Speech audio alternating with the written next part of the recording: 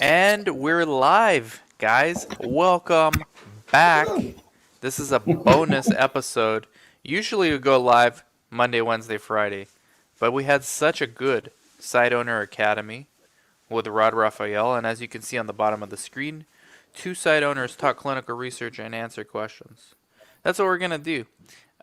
And if you are watching from wherever you are in the planet, in the world, in the solar system, uh, put in your comments what you're doing, where you're from, how cold is it where you're from. Rod, you're in Indianapolis. What's it like? What's the weather like there right Oh, now? it's pretty low. Hold on, I'll tell you exactly what it is. Okay, and then we'll Um, compare it to where I'm at. Let's see. no, that's not even fair. Hold on, hold on. Let's see, Look, let's see. Right now, well, let's go yours first. Let's go yours first. first of all, where are you, Dan? Anaheim?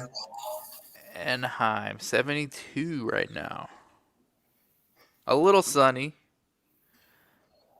What is this? 25? Indianapolis, 25. Wow. Wow. Is that Celsius? Uh, Yeah.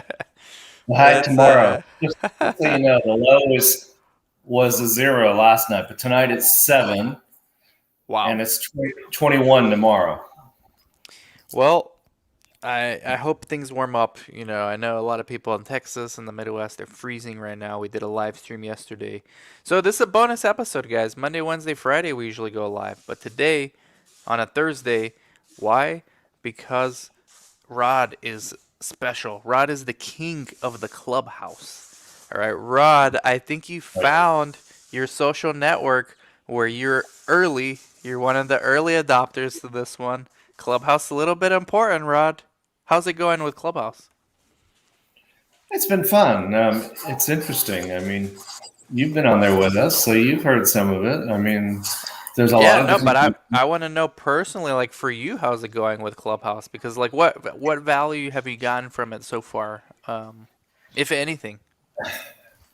Well, there is a lot of value. There's all if you networking is where it's at, I think, in this business, and that's definitely, from what I have found, the best way to network. I used to think the investigator meetings were the way to do it. I don't even think this can even hold a candle to Clubhouse. I mean, because there's so many people in a room at one time. It's amazing. I mean, it's a little intimidating Yeah. for me. Um, I'm not the groomed, polished speaker, so they don't have to look at me, which is great. You've been doing this for what, 6 years, so 7 years, 8 years. So you're good at being on video and talking. Almost Um, 12, Rod. Almost 12. These okay, grays, 12. these Yeah. are grays here. Um, Yes, yes, up here. Basically, Rod is a site owner. And we've known each other for quite some time, actually, from Indianapolis. And like a really good person to get to know. So whether it's Clubhouse, whether it's LinkedIn, get to know him. Okay. And we already got questions rolling in, and put your questions in the box. We will feature them like this. Someone's from Miami at 77. Miami's always warmer than here, except for the summertime. We get to like hundreds over here. All right, and then Miami's like 80 or 90, but humid. So yeah, Miami's always warmer than here. It's 72 here in California. Man, you are lucky. It's cold here in Texas. Wilmington, North Carolina is 41 degrees. Wow, Um, that's cold for them. yeah, exactly. Finally, I am on time. Okay. Yes, Precious, you are always on time. Okay. So, first question we got, and put your questions in the comments so you can see what's going on. Okay. We can maybe help answer your questions. Where to go at state level to open a site from a logistics perspective? So, I don't know. Maybe I don't understand this. Um, Is he asking what state he should be trying to go to open? Well, you don't need a state license to do research. What you do need is a CLIA certificate, or a CLIA waiver, and those are regulated by the states. Those are regulated federal and state. And then you probably need a business license in the city you're in. You just need to let them know what kind of business you are.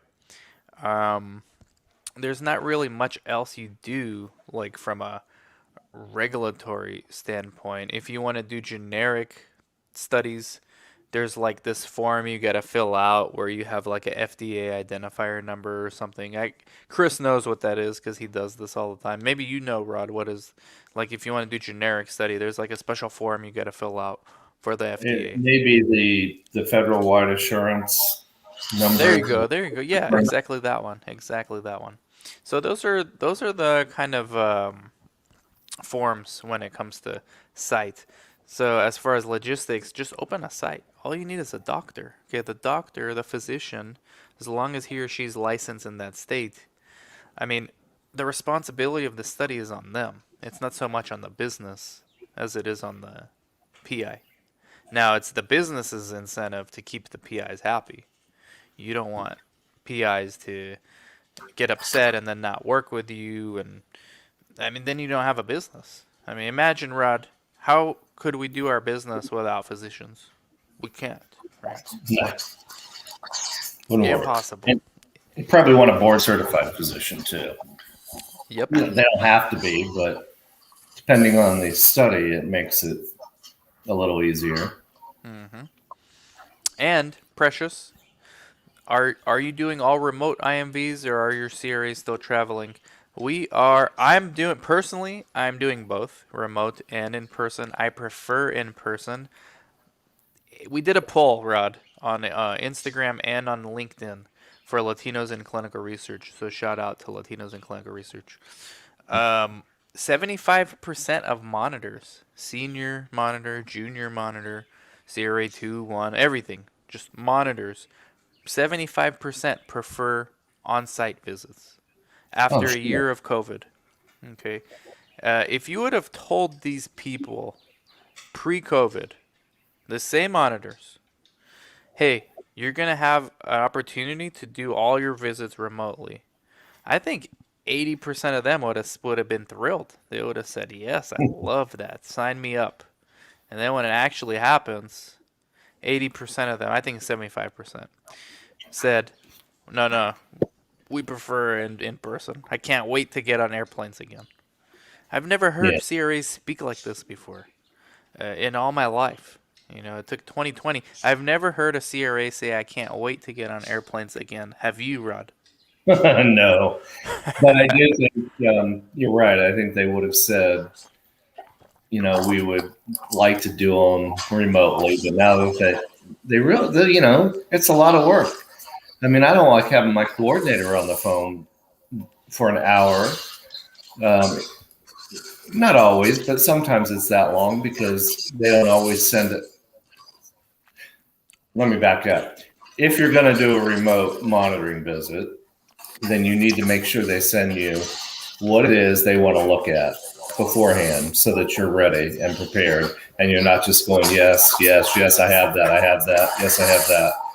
Because that doesn't do you any good. It doesn't do them any good in the long run. Yep. Gazelle, But who's it a does a lot CRA of times. now, Gazelle confirms. And shout out to Facebook. Facebook is like active today. Okay, normally Facebook, you guys are dead. I almost debate not even clicking this button, but I'm glad I did because Precious, Gazelle are on there. Gazelle, who's a CRA, says I would have said the same thing regarding travel, and now they prefer to travel. So, got another question. Ooh, this question's so long, Rod, it blocked both of us. It blocks both of our faces. Um, Josie, That's shout a hard out to thing with Josie. my Yeah, it's hard. Shout out to Josie from South Florida. How's it going, Josie? If I want to open my own site, what type of insurance do I need at the site level? What type of insurance do PIs have to have? Some states don't require MDs to have medical malpractice. What happens in those situations? Do sponsor CROs require all these insurances to be in place? Please clarify. I have my answer. Rod, what's yours? Yes. Um, Well, in Florida, I'm not sure what the requirements are in Florida, but yes, you do need to have, uh, as a business, you do definitely need to have some insurance. The physician, almost, yeah, I would say almost 100% should have some form of malpractice insurance. I mean, um, and I would say so too. sometimes the you might have to provide it sometimes for the physician, but not always. I mean, that's not very common. It is in my situation. I had to do that, but I have only ran into a couple other site owners that have ever had to do that. So usually, the MD's insurance will allow him or her to do research as long as it's what, phase 2 and 3, Dan, or do you know on that? I know there is some guidelines that the insurance company will put in place to what kind of research. I mean, I don't think you're Uh, able. yeah, most malpractice cover research, and they do cover phase 2 and 3 research. I think the healthy volunteer sometimes it covers all research, right? But you got to make sure, like if you're doing phase 1, that it covers phase 1. Look, I'm in a very regulated state, so MDs do have to have medical malpractice. And when they don't, because they've been working, let's say, for a hospital system, and they've been taking care of it, and I really need them to be a PI, guess what? I'm paying for them to have malpractice. And it's like 12 grand a year or something, 14 grand a year. I mean, It inflation, is. I don't know. Like the doctor's company is the company I've used. Um, Now, even if they don't require this, you should still have it. Yes, the sponsors do indemnify you as long as you're following good clinical practice and the protocol. But you won't get the study unless you have medical malpractice.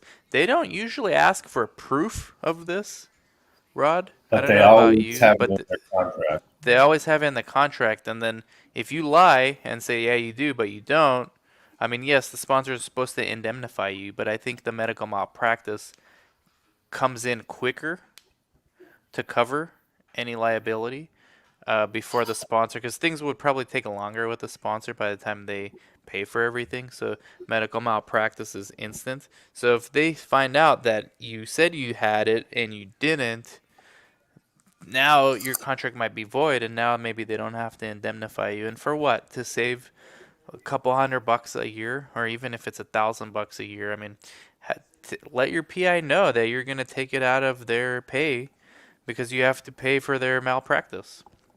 I mean, Yeah, it's eh, not worth the gamble. not worth the That's gamble. Absolutely not.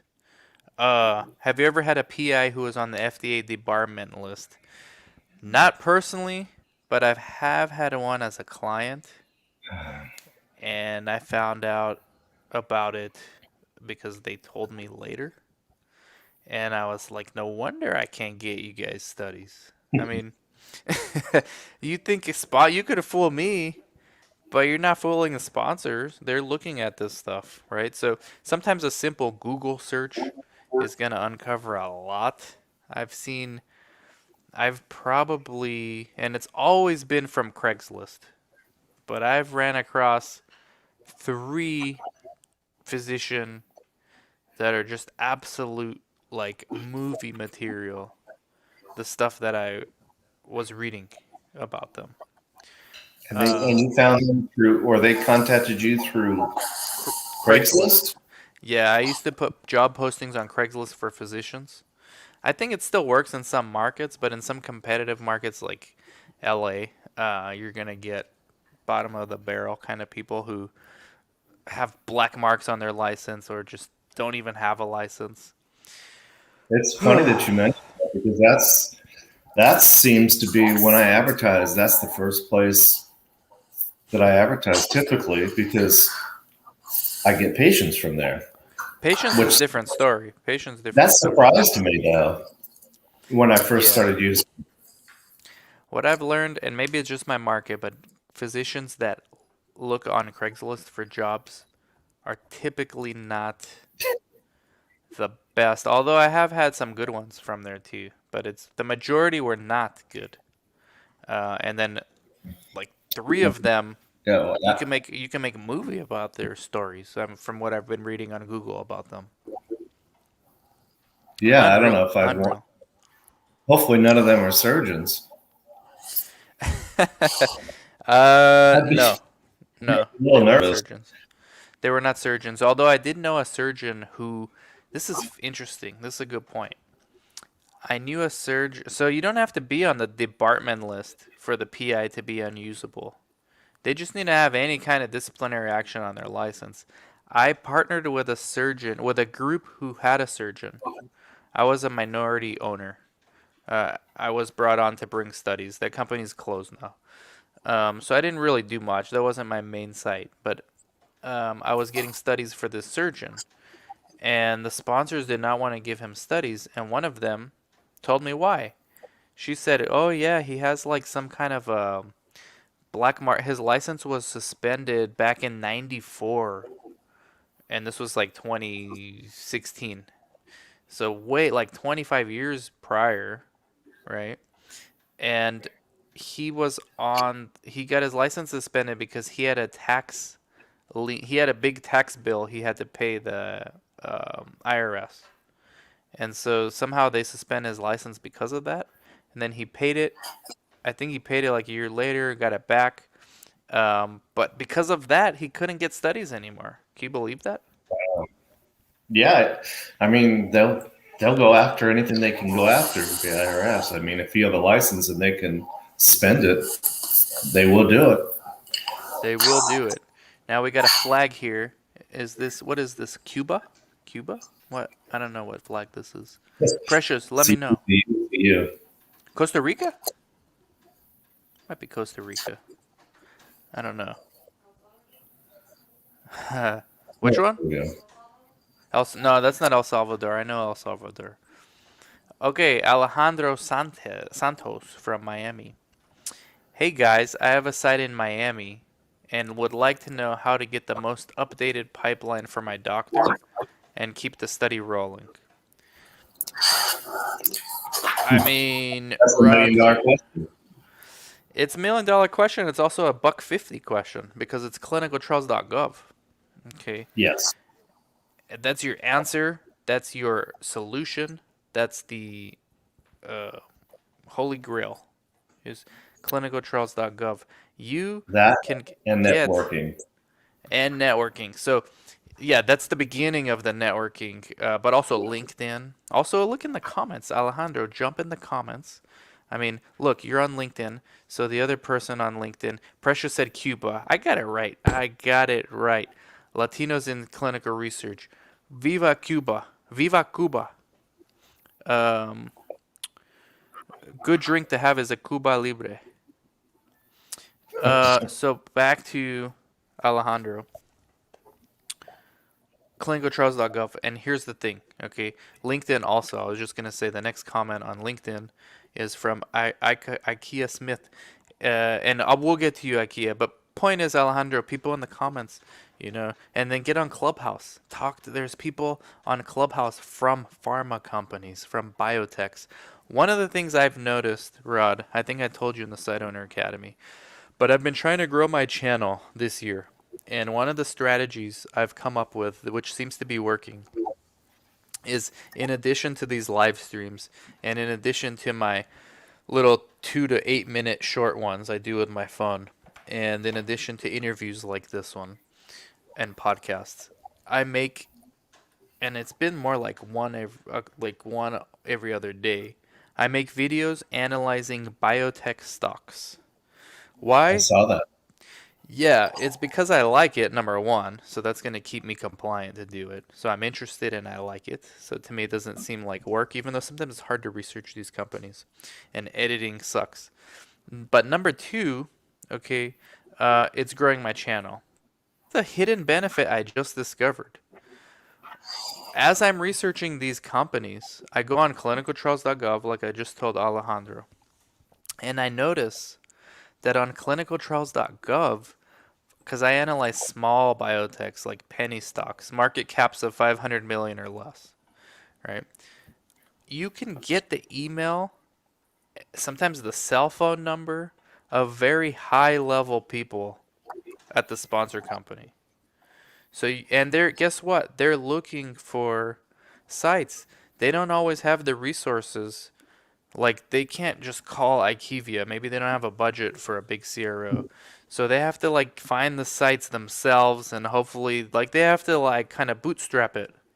Usually a big sponsor gives everything to us. Say you guys find the sites, you run the study, you do everything. These smaller sponsors, they're like, well, we can't afford IQVIA to do all this. We just can't have them monitor. We're gonna have to find the sites. And so sometimes, Alejandro, you're in a situation where you come across one of these biotech, and you can just watch my YouTube videos and just look at the biotechs I look at. Go on clinicaltrials.gov, go on LinkedIn. You could get the director, sometimes the founder, and you can just have a message with them. Hey, I own a site in Miami. This is what we do. Boom, boom, boom. This is what we've done in the past for your similar indication. I mean, Rod, this is networking, right? Alejandro, you got to just, you know what? You can't stop. You got to keep looking. You got to look every week, every day if you can for studies because, first of all, you never know when that next study is going to actually start. So don't ever think, and don't throw it away because you haven't heard from me either. Keep it for a few months. But you need to be on clinicaltrials.gov looking at studies all the time. Yes, networking is important, but you really have to hustle that through clinicaltrials.gov and keep looking for studies. But networking will make it easier. Absolutely. IKEA Smith, any advice on where to begin with education but no experience?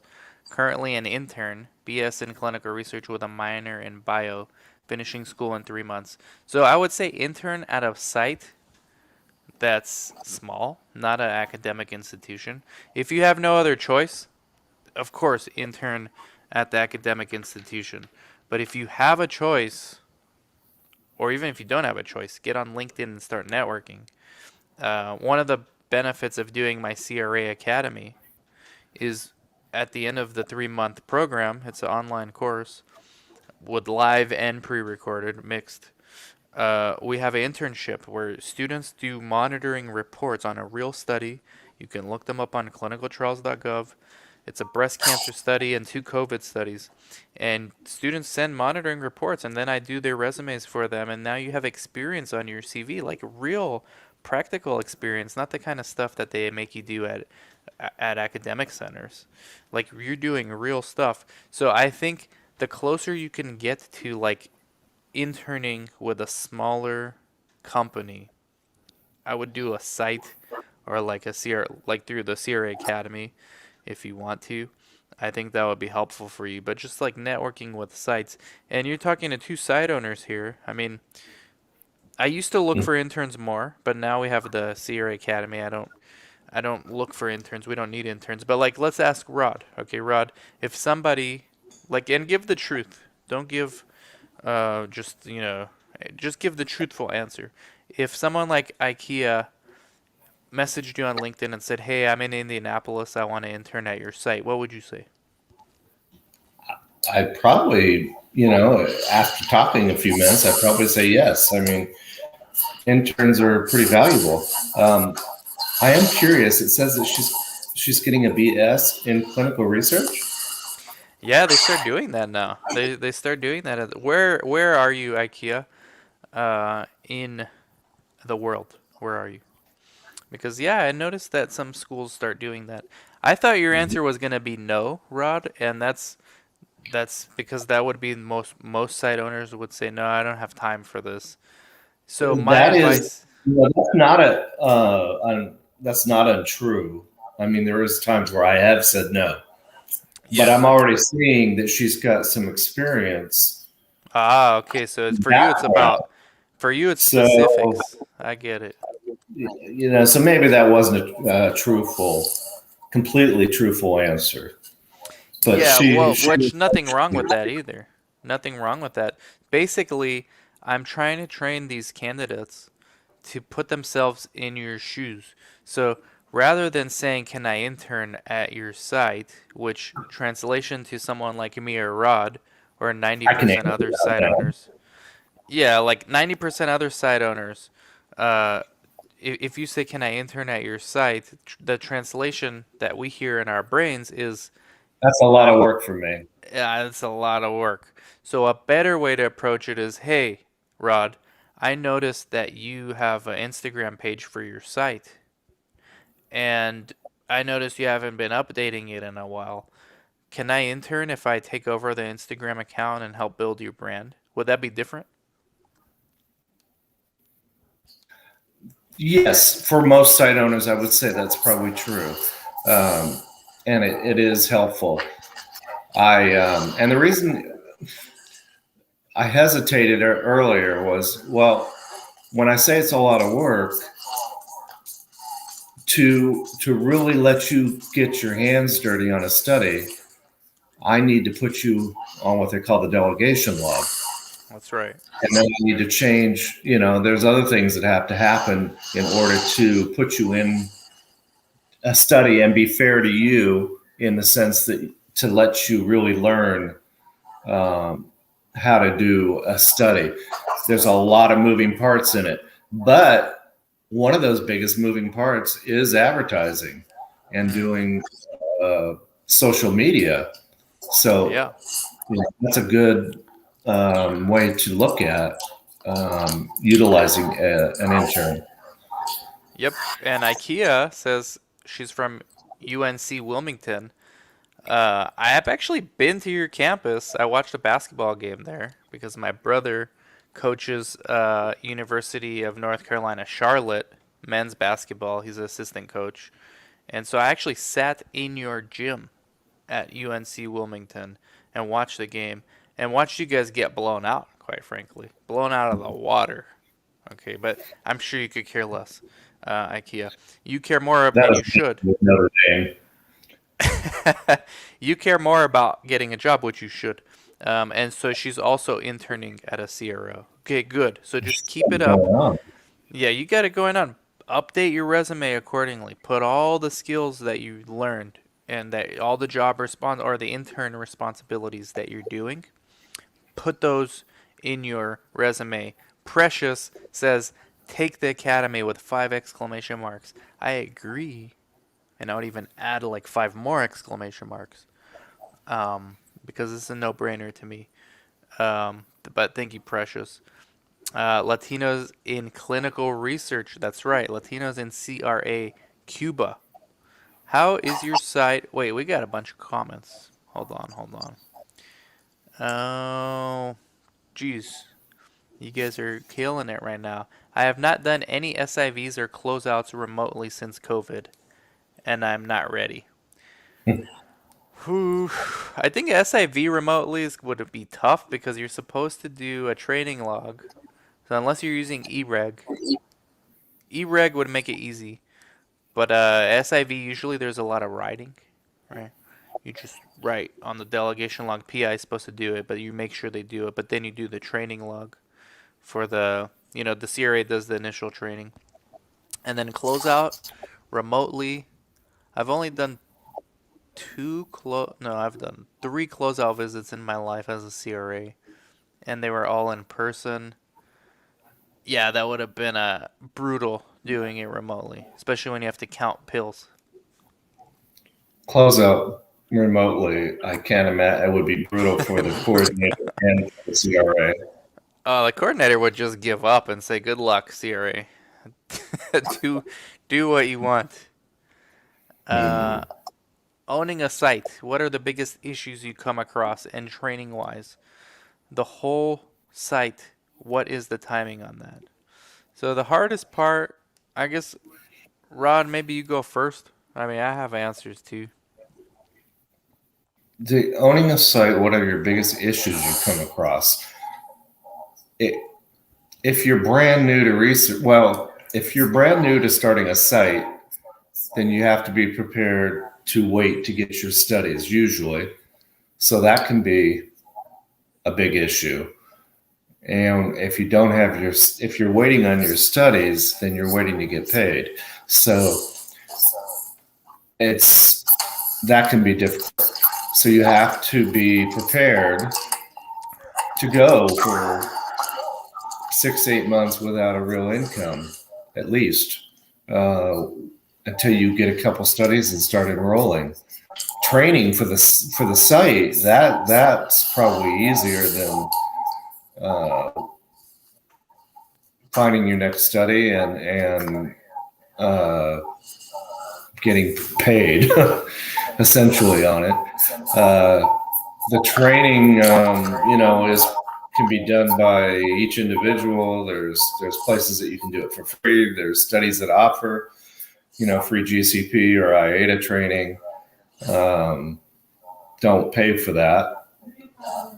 But yeah, I mean, the training part to me doesn't. What is she saying in the training wise? The whole site. What is the timing? Like how to train a site. Yeah. I mean, you just gotta do it. Like if you're gonna start your own site, you gotta be scrappy. There is no blueprint. Closest thing to a blueprint is on my website, theclinicaltrialsguru.com, and then you click on open your own clinic. We have like a 4-hour video on that. This is Precious asking. Yeah, Precious. Oh well, do you have Dan's book? The book's good, but this would be even better. Theclinicaltrialsguru.com. As soon as you get there, click on open a clinic. And then it says watch the below 2 videos first. Each video is like an hour. It's not 4 hours, it's 2 hours. That's what you got to do. The hardest part is the first step is to get your PI. That's the hardest part. And in my opinion, that's the hardest thing you'll ever have to do is attract new PIs to your company, because to get a good one is like once in a decade, and then you have some average, and then you have some below average, and then you have some horrible. So that's the toughest part, and unfortunately it's the first thing you've got to do. There is no chicken and egg argument in research. You can't get a study without a PI. Even a well-connected guy like Rod, I mean, you will know about the study, but then you tell the sponsor, hey, yeah, imagine you telling a sponsor, hey, it's me, it's Rod, it's okay. I got it. Just give me the study, I'll find a PI. They're gonna laugh at Rod. What do you mean you're gonna find one? What is this? What? This is not a scavenger hunt. So that's the hardest part. The timing, the training is not an issue. Okay, you just do it yourself, and you train new people. You have to create your own SOPs, all that stuff. But that's not the hardest part. The hardest part is getting that PI and getting that first study. All else is I wouldn't even worry about getting it. I don't know Precious. I don't know her background, and if she's asking specifically for herself, I wouldn't worry about finding a coordinator right away either. No, Precious, you gotta do that. Drink a few Cuba Libre and get to work. How is your site dealing with remote? Precious killing you on these questions. Precious, you're like monopolizing the screen. We need like the next question to be bigger than the screen. I want to see what happens with that. How is your site dealing with remote source documents? Are they redacted, or do you have access to an EMR system? And which one is better for your site? Rod and I both use the same vendor. You use Creo, right? I haven't started yet though, so that I right now with Source I have to redact it. If I have, but I don't necessarily. It's not. I don't have electronic source yet, so when I say redact, I'm probably talking about more like medical records if I have to send them somewhere, something like that. But when I move to Creo, which I will be doing here soon, you have to get all that source in place first, right, Dan? And then it's kind of backwards from my understanding. Yeah, they'll create the source for you, but there's no redacted because it's all eSource, right? So it's just they create the templates for you. It makes it much easier, and it makes it more easier for. What's Oh, that? I was going to say the one thing that I found interesting is that you kind of need to do the source before you put in the money or the dollar amount, which is kind of Yeah, backward to the way we think about it typically. that's true. That's true. Joyce says, "How do I join Latinos in Clinical Research?" Just go to latinosinclinicalresearch.com. That's simple. Put your email on the email list and get notified of all of our events, live Zoom calls. How much cash flow do you need at a site level from beginning of licensing of site to first subject enrolled? Uh, Easy. You need whatever you need to live on until you get paid for those first few patients, or actually first dozen patients. Um, Hopefully, you're not putting out a lot of money at the site level, meaning you have to pay yourself, obviously, because you have to live. But at the site level, hopefully, you're not putting out a ton of money for expenses that you don't need to be spending yet. yeah, Some big advocate on starting with as little money as possible. And when I say that, I don't mean to be cheap or to live or to take advantage of somebody. But if you have a PI that will let you use his rooms because you're going to be paying him, then you're not paying rent necessarily. If they will, and they typically will allow you to store some drug on site. I used my cell phone and I used a fax line at home. I didn't want the patients calling his office. First, I wanted to take that off of him, first of all, and I wanted us to be responsible for talking to a patient by phone or recruiting him and making the appointment. I didn't want his staff to have to do that.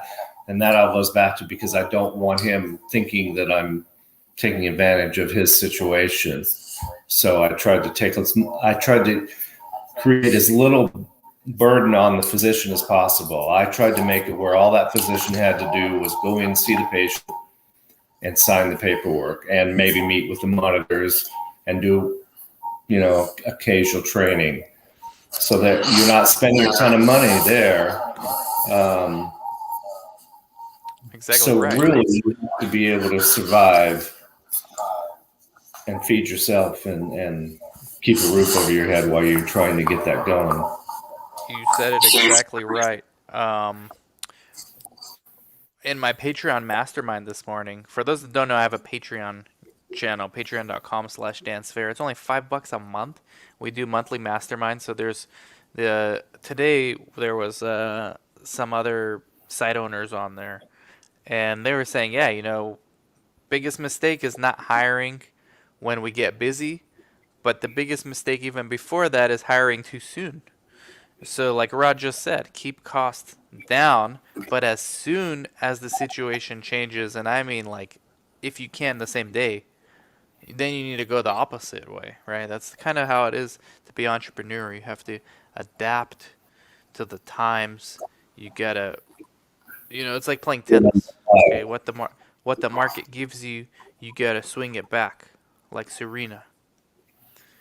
Um, at PRCCI in Puerto Rico. Shout out to Puerto Rico, LatinosInClinicalResearch.com. We offer formal training on how to begin in clinical research. See? There you go. Okay, unbelievable. IKEA, some advice for IKEA. Try getting on board with the CRO that you are interning. You can start as a CTA or project associate. Absolutely. Thank you, Stacy. Stacy, if you have an iPhone, you should try to get into Clubhouse. That's right. Clubhouse, amazing, amazing. Let Rod know. I think I have a couple invites. Any of you guys on LinkedIn, reach out to Rod. He's got invites. I gave my last invite to someone who doesn't even have an iPhone. I heard you. But he said he might get one. Unfortunately, right now for Clubhouse, they're only letting people in with iPhones. I don't know if there's a reason for that or not, but It's I would easier. think it's going to change. For I do them, have it's a keeping couple of. costs down. For them, it's the same thing as us with sites. You know, when you're starting out, you keep costs down.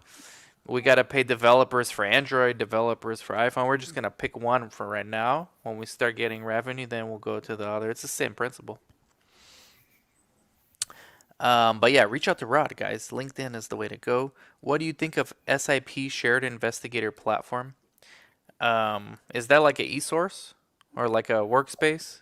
Because I sounds like a CTMS or a workspace. We use one called Intralinks Via for our CRO. What do you think of transitioning from GMP, good manufacturing practice environment, to CRA?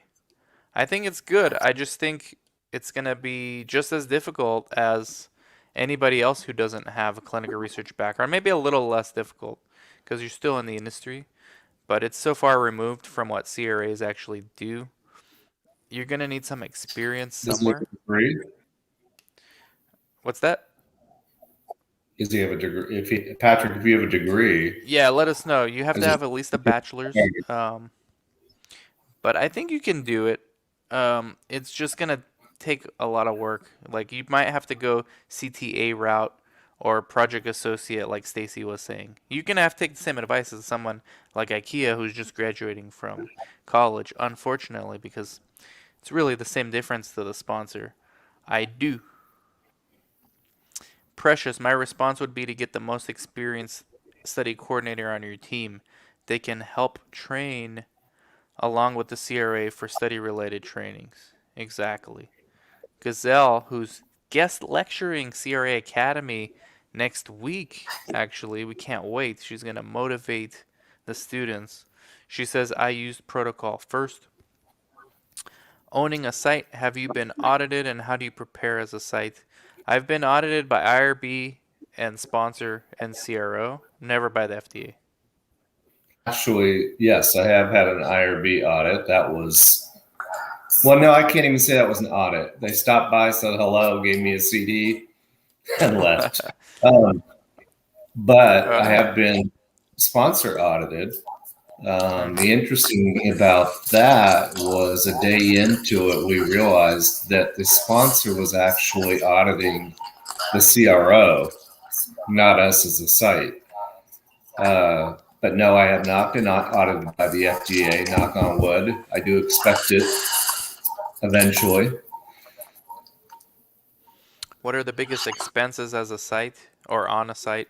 I think it's your staff by far. Like your Repair. coordinator, it's all human. This is all human resource. There's no special equipment. And even if there is special equipment for a study, they usually reimburse you. Like if the sponsor will pay for it. So really, it's the people. Let me find my hat for HR. I mean, I've got my computer hat over here too, but you know, there's many different hats you have to wear if Switch you want a one and site put the other one or on. have a site. I never thought I was going to have to do HR and payroll. And I didn't think that through very well. When you have your ISF investigator site file and you transfer it to the Etmf, do you, the owner, have access to the binder or the system, or is it off limits? So it's the PI, the from the site, it's the PI's files. So the PI and the site, that's their binder. Even when it goes to Etmf, you can destroy them at that point, but most sites don't. They just archive it somewhere. And if you're talking about CRO, I think it's the sponsors is the custodian, the ultimate custodian. Stacy says I did hook up with Christina. She said she would send one to me. Christina has been amazing on the clubhouse. She's the chief networking officer for Guru Nation right now. Um, and hopefully, Stacy, you get that so that we can do the Friday nights. Tanya Hernandez. Here's Christine. Speaking of chief networking officer, she's on it. She's on it already. Christine is on it. She'll get you one soon. Stacy says, "No worries, Christine. Just starting a new job on Monday, so no rush." This is awesome. It's Christine, like, how many invites do you have? I bet she's got a bunch. yeah. How do you? Christine's got Christine's the clubhouse queen. How much is it to start your own site? It could be nothing or it could be a lot, depending on your situation. In Really, the office my, space. if you want me to, I can tell you my situation. I, my wife was at an investigator meeting, and a coordinator introduced the physician as her employee. And my wife never heard anything about the meeting or the study after that. She picked his brain the whole time. And she came home and told me that. And I was actually not in medical any longer. But a light bulb went off because years earlier I had thought, well, why can't I just hire a physician and do this? We do all the work anyway. So I went and I found a practice with two physicians that were willing to do research. And I asked them if they were interested. They said yes. I didn't have to pay rent. I used a couple of their rooms. It worked out good for about a year. And I moved on to another PI that was even better than those two. They didn't turn out to be that great, but it got me into the industry as a site owner and getting studies. So I didn't spend a lot of money. I just had to survive on one income that my wife was getting as a coordinator across town. And we didn't take any competing studies so that there wouldn't be any conflict of interest. But then I convinced her that she had to quit. Otherwise, we will never grow as a research site. Because I used to say, I do most of it, but I have a really good coordinator that works part-time on the evening and weekends with me. So, but once she left, it made all the difference, and I knew it would. It made all the difference in the world. But yeah, you have to. It's like you hear with everybody that starts. You have to start somewhere, and you have to. It takes time. It takes money. It takes energy. It takes little money actually, because you do without for a while. At least the first. What would you say, Dan? How long? I mean, we 9 need to be months, realistic about this. 9 to 12 months. 9 Yeah. months if you know what you're doing. If you don't know what you're doing, it could be never that you make money. I mean, it most likely is going to be never. It's 9 to 12 months till you start generating revenue. Um, Well, and I then was that'll 6 years free. out of research, probably. Um, but Yeah. I knew enough of the fundamentals that I needed to start looking at. I didn't actually think about clinicaltrials.gov, but I did have enough initiative or enough. I thought enough about it that I knew that I needed to go to these pharmaceutical websites and fill out information on the physician, and start looking for and try to find the studies that way. You might have to take a couple studies that you aren't too sure about, but you have to start somewhere. And everybody on Clubhouse, look, Alejandro, how can I get in the Clubhouse? Hit up Christine. You have Precious an says, iPhone? yeah, you gotta have an iPhone. Precious says, I transferred to LinkedIn. I want the Clubhouse link. And then Christine's the chief networking officer, and she's on it.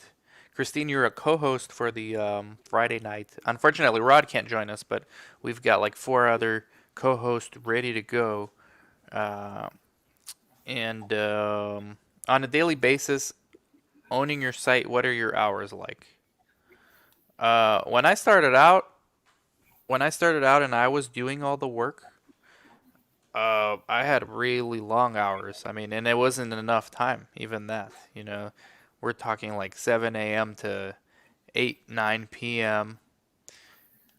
I mean, it's a lot, right? And then now, I'm not even really managing the site.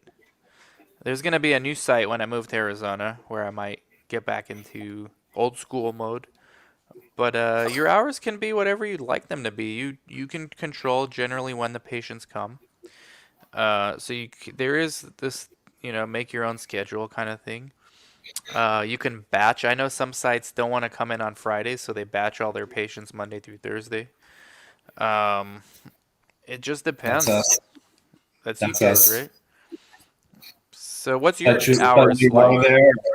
There's days where we're there 6 hours. There's days where we're there 8, 9, 10 hours. It really depends. I mean, we took a flu study a couple years ago, and we were there on Christmas Day. I Yeah, mean, as a business owner, you do what you have to do. that's right. As my employee told me, well, you are the owner. You are the owner. The buck stops with you. I have an She iPhone. doesn't. She doesn't work for us anymore, but yeah. Alejandro says, I have an iPhone. You know what you gotta do. I'll put a hint on the screen. One more again. This is your lady, the Chief Networking Officer, CNO. Um, I do have an invite if anyone wants to get on Clubhouse. There we go. Well, we can see. Um, Hopefully on LinkedIn Who's you that? can see who's talking. On my screen it says LinkedIn user. So I can Right. see. What if you have a difficult PI? How can you trade for another one? This is not like a car. I'm not happy But with you my know, car. I'll trade it in. that's an interesting question because you had that question the other day. Somebody said, it's not working well at the PI I have. I want to move across the street and use that other PI, remember? Yeah, yeah. And that's So it's a difficult situation to be in, or it can be. I mean, if your PI is not really interested, he's not into this doing the studies anyway, then you may have to finish out that study with him, which might be unfortunately, your best way, um, because of the sponsor. They don't necessarily like to change PIs in the middle of a study. no. Um, but you could always, from there on, in the new studies that you find, if you have another PI, you can start with them. Yeah, I think the hard part is getting that new PI, right? Getting that new physician on board. This is why you never stop. You never settle for just one PI. And you never, like, when you find a good one, don't stop. You're going to need specialists. You're going to keep needing. This is a skill you're going to really have to master as a site owner. So that's answering this question that you see on the screen. Facebook's been killing it. We'll end the show with this because we got to go. But thank you, Rod, for doing this. Christine Absolutely. says, follow me for invites. Okay, for Clubhouse invites. You see the emoji. Download the app and send me a direct message. And this is her I think she, Instagram. Yeah, I that's think her you have to go to Instagram. LinkedIn, wouldn't you? Yeah, you can find her on LinkedIn, but she says go to, because there's people watching on different channels. So go to her Oh, Instagram. Instagram Yeah, at Inquisitive Christine, at Inquisitive underscore Christine. yeah. She's got the hookups. Okay. Chief Networking Officer Christine Naro. Thank you, Precious. You've been very active on Facebook. We appreciate Thanks, Michael. everybody. Thank you guys for watching, commenting, liking. Now you have to share it with a friend. Okay, so just hit the share button and spread it through your network. On YouTube, you can't do that, so just hit like, comment, and subscribe. Facebook and LinkedIn, hit the share button. All right. And thank you, Rod. Everybody go connect with Rod as well. And join Clubhouse and connect with all of us on there as well. Catch y'all later, guys. Bye bye. So long.